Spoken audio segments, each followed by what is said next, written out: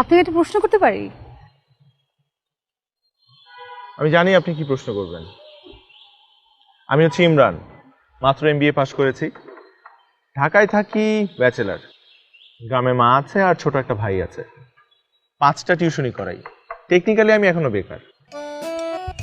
আমি আপনাকে যে প্রশ্নটা করতে চেয়েছিলাম সেই প্রশ্নের উত্তর আপনার এতগুলা কথার মধ্যে নেই। নেই?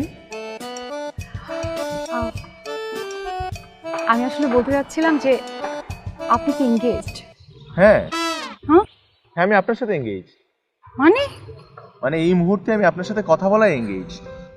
আপনি না কিছুই বুঝতে পারছেন না। আমি আপনাকে যেটা জিজ্ঞেস করছি সেটা হচ্ছে আপনার কি কোনো গার্লফ্রেন্ড আছে কিনা?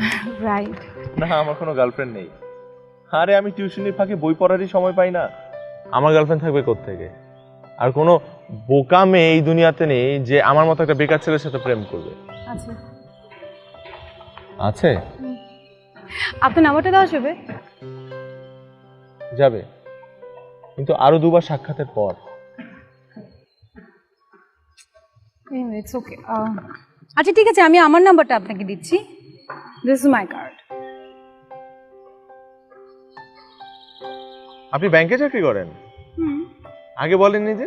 কেন, বললে কি করতেন? আমার কাছে এসে লোন চাইতেন নাকি আপনার চশমা আর মোবাইল ভাঙার জরিমানা নিতেন? কোনটা? স্যার একটা ফুল নেবেন ম্যাডামের জন্য? না রে, লাগবে না। আই দাঁড়ো দাঁড়ো দাঁড়ো, আপনি কি ফুল ভালোবাসেন না? আমি শুনেছি যারা ফুল ভালোবাসে না তাদের মধ্যে মায়া, মমতা, ভালোবাসা কিছুই নেই। কত?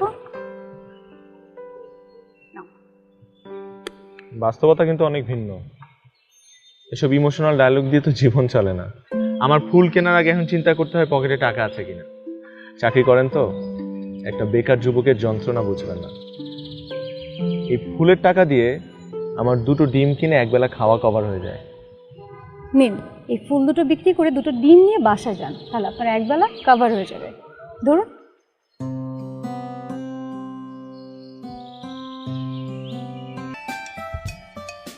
গোলাপ, তুই বাইরে তো কি করে ভাই? গোলাপ আপনার হাতে কি করে? আপনার না গোলাপে অ্যালার্জি ভাই? মানুষ মরে গেলে পচে যায়, বেঁচে থাকলে বদলায়। ভাই আপনি পুরাই বদলায় গেছে।